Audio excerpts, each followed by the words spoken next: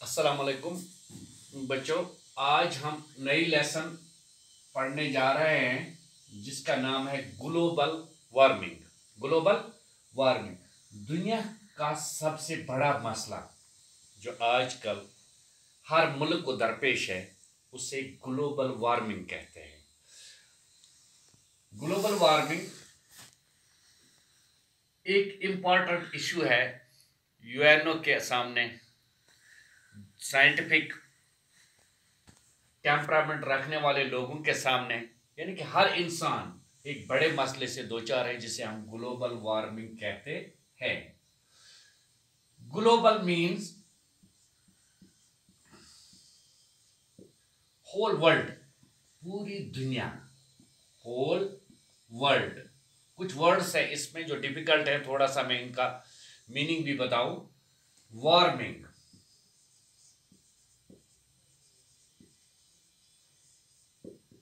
Warming कहते हैं हम गेट हॉट, गेट हॉट गर्म होने को। मीनेस कैटास्ट्रॉफी, यानी कि तबाही। Storm, high speed winds,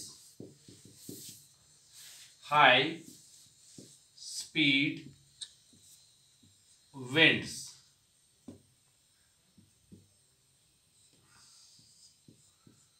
pollution, contamination of air।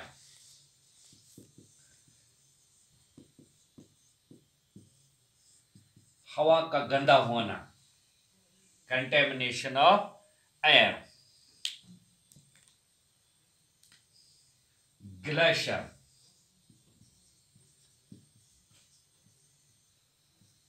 a large piece of snow,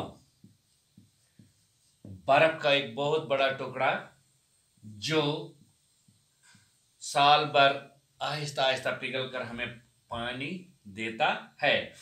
ये पहले पैराग्राफ में कुछ वर्ड्स हैं जिनका मीनिंग मैंने आपको बताया। ग्लोबल यानी कि पूरी दुनिया का, वार्मिंग गर्म होना, मिनेस कैटास्ट्रॉफी या हम तबाही इसको कह सकते हैं।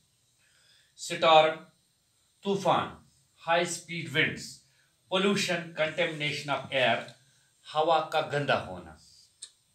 Glacier a large piece of snow on the mountains.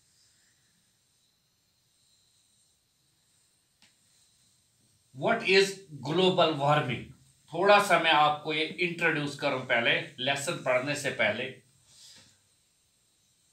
आप लोग जानते हैं आजकल की दुनिया बहुत तेज है, हर जगह फ्यूल्स का इस्तेमाल होता है। स्पेशली जब 1 लीटर पेट्रोल जलता है, it produces 24 gallons of carbon dioxide. धुआं, जब 1 लीटर पेट्रोल का जलता है तो ये 24 गैलन कार्बन डाइऑक्साइड धुआं बनाता है, साथ ही मीथेन गैस भी।